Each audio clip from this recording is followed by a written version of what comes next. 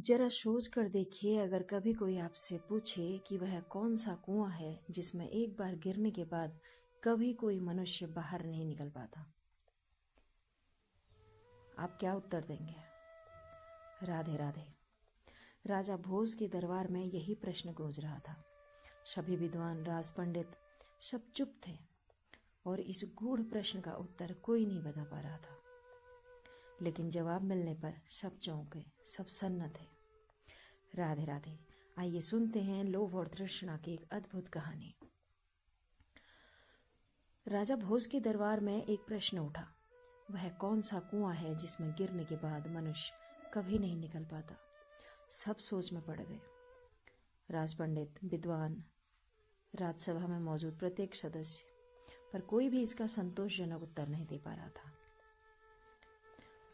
अंततः राजा भोज ने राज पंडित को आज्ञा करी कि अगले 7 दिन में वे इस प्रश्न का उत्तर खोज कर लाएं, अन्यथा उनका पद, उनकी संपत्ति और उन्हें दिए गए तमाम पुरस्कार छीन लिए जाएंगे और उन्हें नगर से बाहर निष्कासित कर दिया जाएगा। अब राजपुरोहित 6 दिनों तक इस प्रश्न का उत्तर खोज रहे थे, पर उन्हें इस प्रश्न का कोई उत्तर नहीं मिला। 7वें दिन वे परेशान होकर उदास मन से वन की ओर निकल पड़े। वे वन में एक पेड़ के नीचे बैठ गए। वहां एक गडरिया अपनी भेड़ें चरा रहा था। गडरिये ने पंडित जी को बहुत परेशान, उदास देखा तो उसने कारण पूछा। पंडित जी सोचने लगे कि यह मामूली सा गडरिया, मैं इसे भला अपनी समस्या क्या बताऊं, यह क्या ही समाधान बताएगा या सलाह देगा। गडरिया फिर बोल पड़ा, पंडित जी थोड़ा बहुत सत्संगी तो हम भी हैं, क्या परेशानी है, क्या पता कोई रास्ता निकल आए। तब पंडित जी बोले कि उन्हें राजा ने 7 दिन का समय दिया है और इस प्रश्न का उत्तर खोजने को कहा है। इतना कहा ही था कि गडरिया बोला, मेरे पास पारस मणि है, मैं आपको पारस पत्थर दे दूंगा, उससे जितना चाहे उतना सोना बना लेना, फिर एक भोज क्या 1000 भोज तुम्हारे पीछे भागेंगे। लेकिन मेरी एक शर्त है कि तुम्हें मेरा चेला बनना पड़ेगा। इतना सुनते ही राज पंडित के भीतर अहंकार जाग उठा। एक मामूली से गडरिये का चेला बनो? नहीं। पर फिर पारस पत्थर का विचार कर स्वार्थ ने अहंकार पर विजय प्राप्त की और वे तैयार हो गए। गडरिया बोला, तुम्हें मेरा चेला बनने से पहले भेड़ का दूध पीना होगा, तभी मेरा चेला बन पाओगे। ब्राह्मण बोला, किंतु भेड़ का दूध पीने से ब्राह्मण की बुद्धि नष्ट हो जाती है, मैं यह नहीं कर सकता। गडरिया बोला, फिर पारस मणि को भूल जाओ। ब्राह्मण ने कुछ सोचकर इसके लिए भी हामी भरी। ठीक है, मैं भेड़ का दूध भी पी लूंगा। गडरिया बोला, पहले मैं उसे झूठा करूंगा, फिर तुम्हें पीना होगा। अब राज पंडित तिलमिला उठा। नहीं, पंडित ने कहा कि मैं तुम्हारा झूठा दूध नहीं पीऊंगा। गडरिया बोला, तो जाओ, अपना रास्ता नापो। लेकिन लोभ ने फिर से मर्यादा तोड़ी और स्वार्थ विजयी हुआ।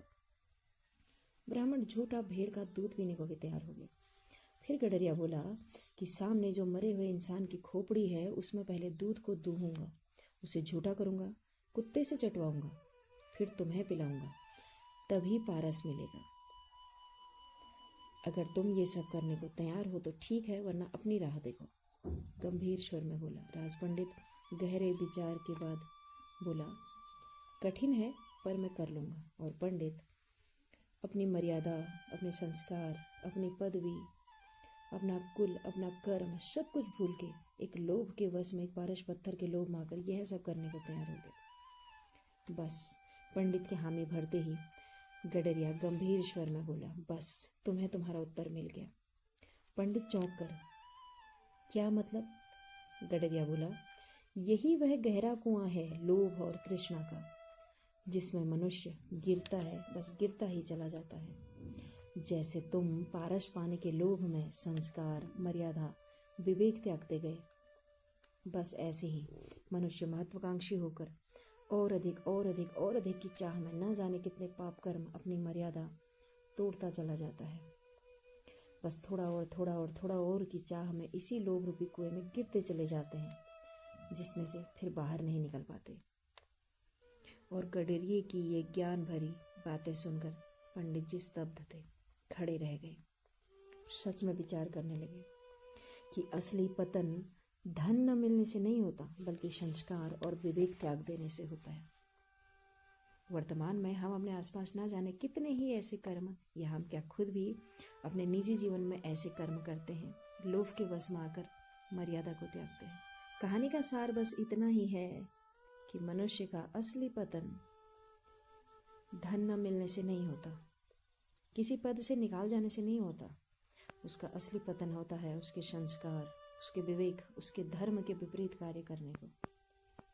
जिस प्रकार पंडित एक के बाद एक धर्म विपरीत कार्य करने लगे। कहानी अच्छी लगे तो प्लीज़ लाइक कीजिएगा। राधे राधे।